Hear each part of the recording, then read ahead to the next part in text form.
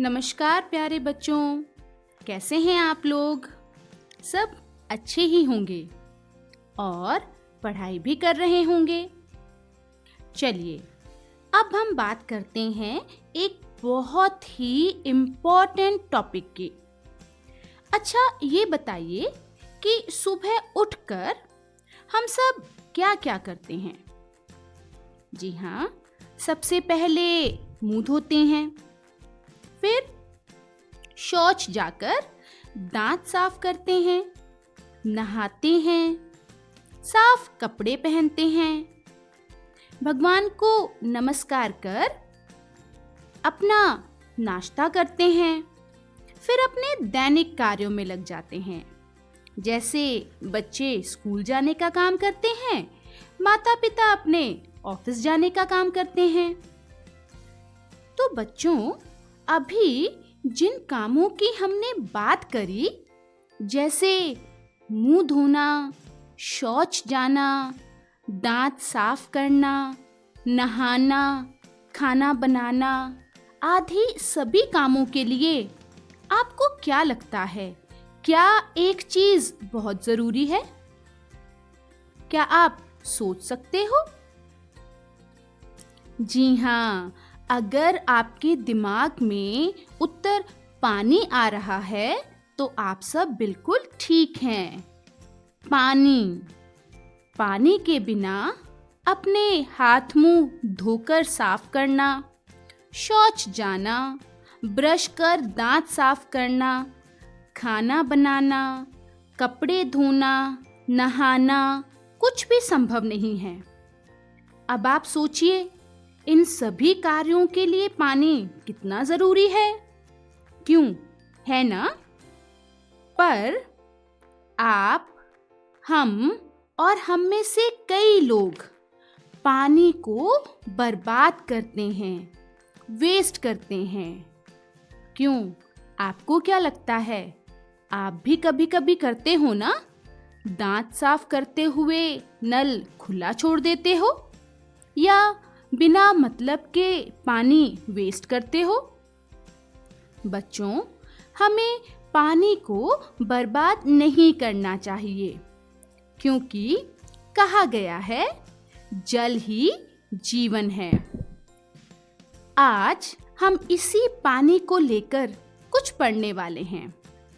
जी हाँ, आपकी ईवीएस यानी पर्यावरण अध्ययन की किताब का पाठ नंबर 20, बूंद बूंद से। बच्चों, यहाँ माधो और उसके गांव की स्थिति के बारे में बताया गया है कि किस तरह उन सभी को पानी की किल्लत का यानी पानी की कमी का सामना करना पड़ता है।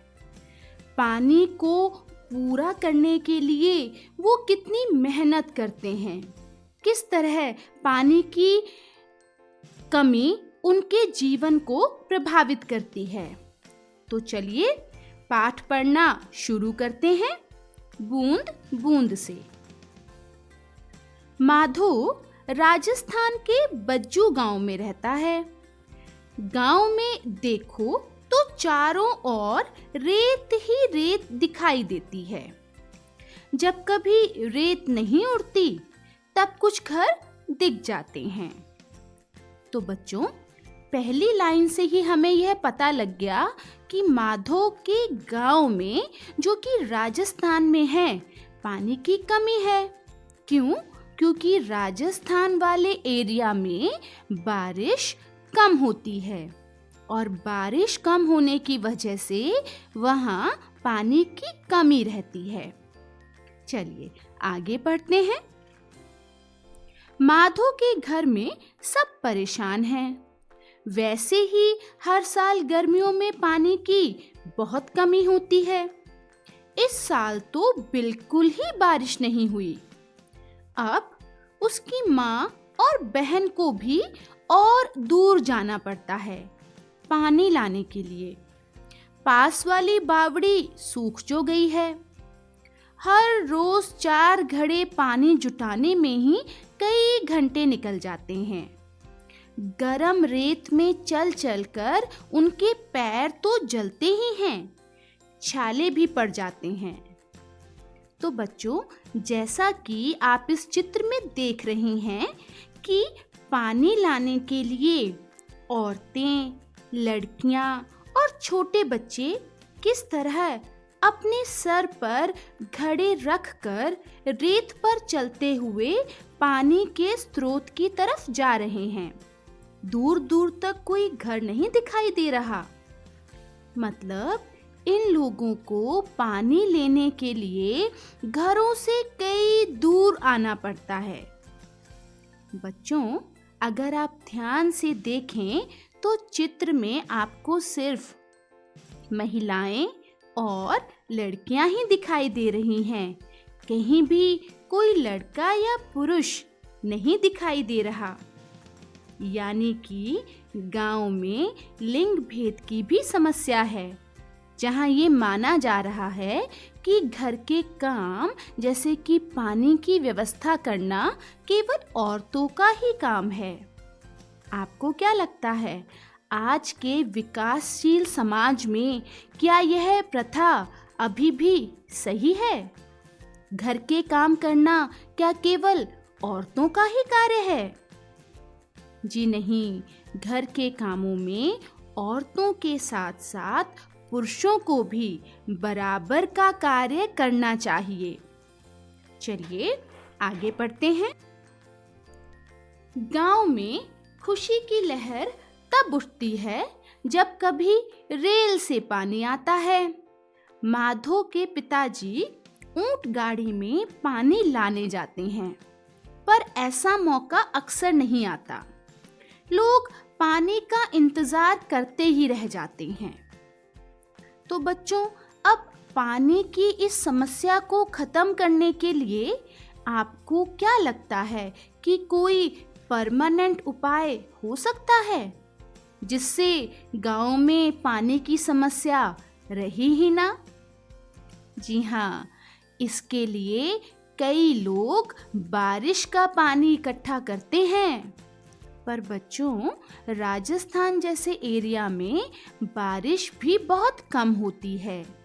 तो अगर जितनी भी बारिश हो और उस समय गिरा हुआ पानी अगर इकट्ठा कर लिया जाए तो पानी की कमी काफी हद तक दूर की जा सकती है। माधो के गांव में भी ऐसा कुछ होता है। यह जो चित्र आप देख रहे हैं, यह है टांका बनाकर पानी इकट्ठा करना। चलिए पढ़ते हैं। कुछ लोग बारिश का पानी इकट्ठा करते हैं। यह खास तरह से किया जाता है, टांका बनाकर। क्या तुम जानते हो टांका क्या होता है और इसे कैसे बनाते हैं? आंगन में गड्ढा बनाकर उसे पक्का करके टांका बनाते हैं, जैसा कि आप चित्र में देख रहे हैं। टांके को ढक्कन से बंद रखते हैं। टांके के लिए घर की छत को कुछ ढलवा बनाते हैं। ढलवा मतलब एक तरफ को ढलान वाला, जिससे छत पर गिरा पानी नाली के द्वारा नीचे टांके में इकट्ठा हो सके। अब जब छत से पानी टांके में जाएगा तो वहां पर उपस्थित कंकड़, पत्थर, पत्ते भी जा सकते हैं। तो इसके लिए छत की नाली पर जाली लगा देते हैं, जिससे कूड़ा कचरा टांके में न जा सके।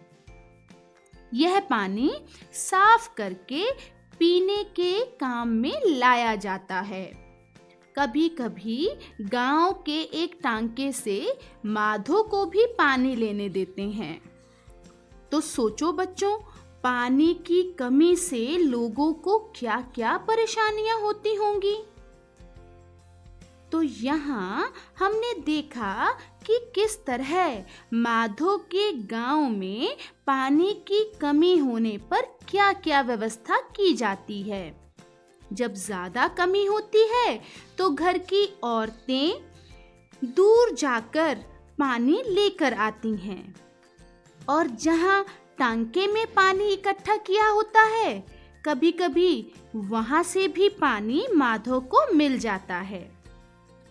गांव में कभी-कभी रेल से भी पानी आता है, जो लोगों में बांटा जाता है। तो चलिए अब इससे संबंधित कुछ प्रश्नों के उत्तर दीजिए। बताइए, माधव के गांव के लोग पीने का पानी कहाँ से लाते हैं? जी हाँ, दूर किसी स्थान से जहाँ पानी का कोई स्रोत हो। माधव के घर में पानी भरकर कौन लाता है? जी हाँ, माधव की माँ और बहन। टांके का पानी ज्यादातर पीने के काम में ही आता है, ऐसा क्यों? जी हाँ, पानी पीने के लिए सबसे ज्यादा जरूरत होती है, तो टांके में इकट्ठा किया गया पानी लोग पीने के लिए काम में लेते हैं, साफ करके। अच्छा बच्चों, अब आप बताइए और सोचिए, क्या तुम्हारे घर में भी पानी बारिश का इकट्ठा किया जाता है? यदि हाँ, तो कैसे? अलग-अलग घरों में पानी को इकट्ठा करने के अलग-अलग तरीके हैं। कई जगह पर तो इसी तरह छत से पाइप निकालकर पानी जमीन में बनी हुई टंकियों में इकट्ठा किया जाता है।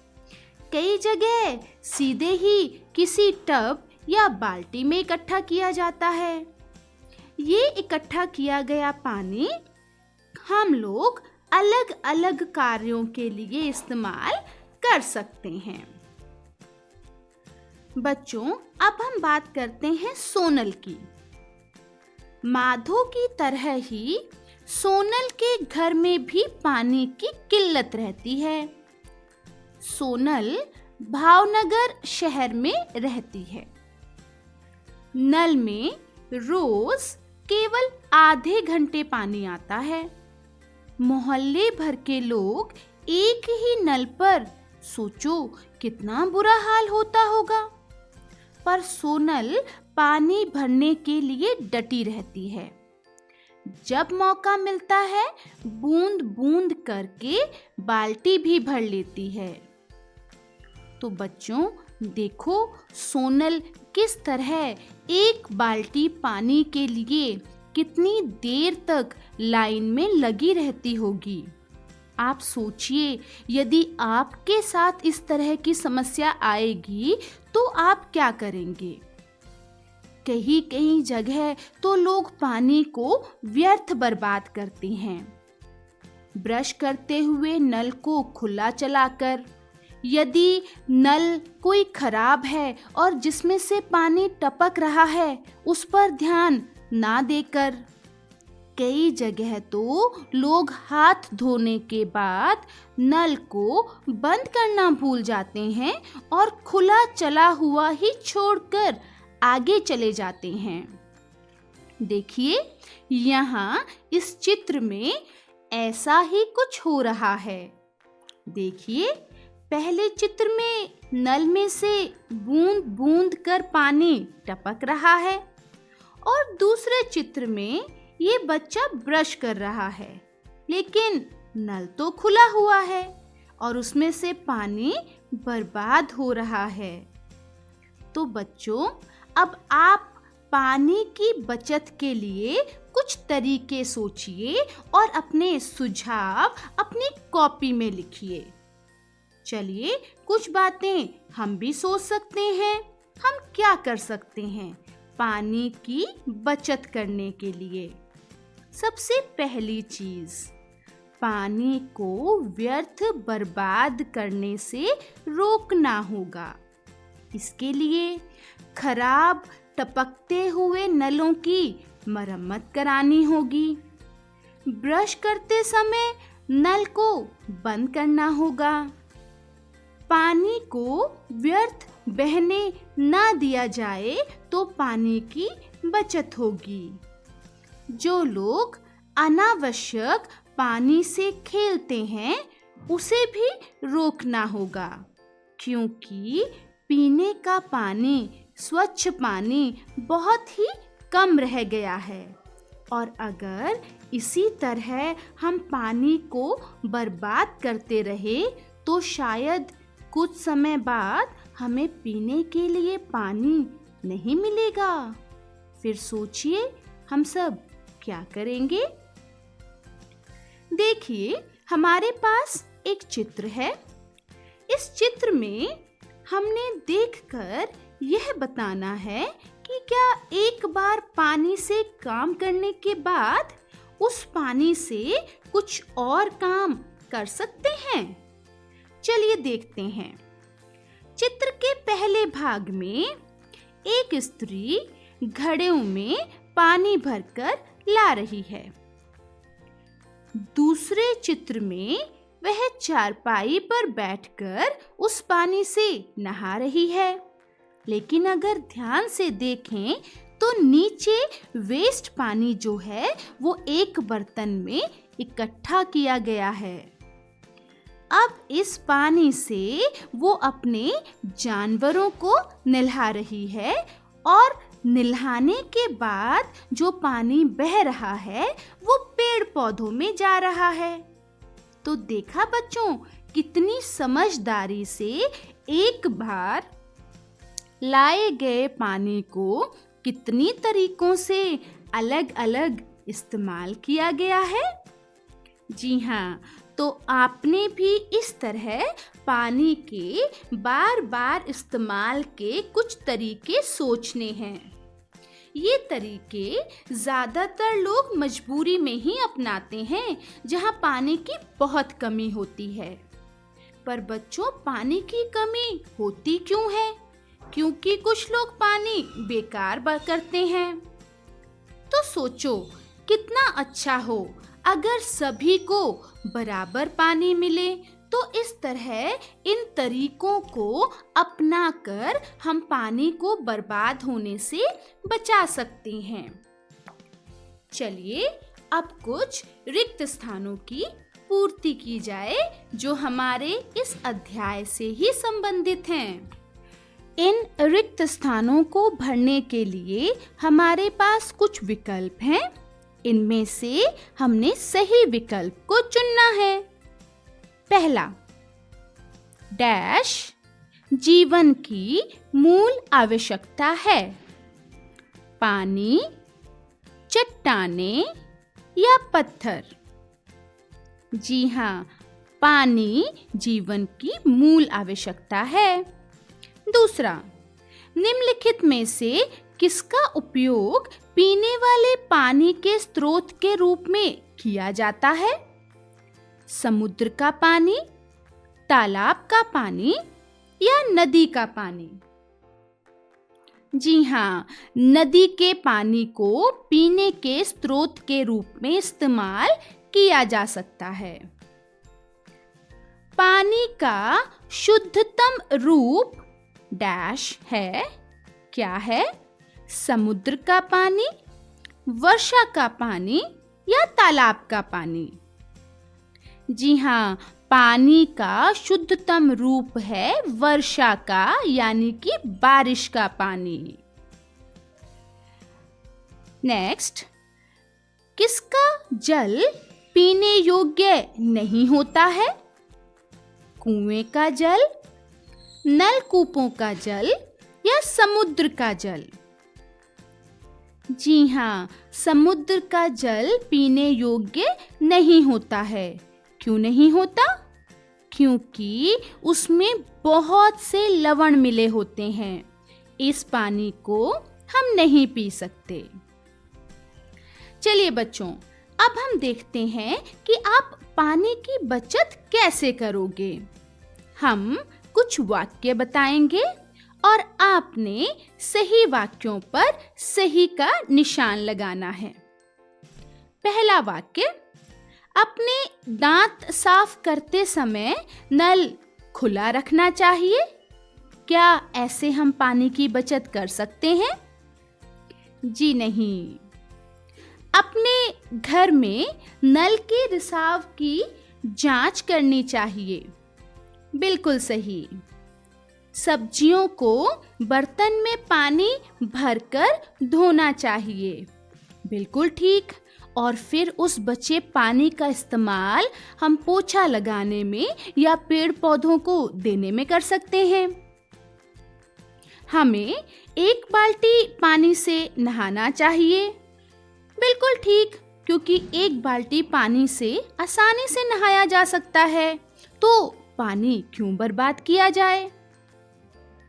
टपकने वाले बर्तन में पानी इकट्ठा करना चाहिए। जी नहीं। अपने वाहन को बाल्टी में पानी लेकर धोना चाहिए।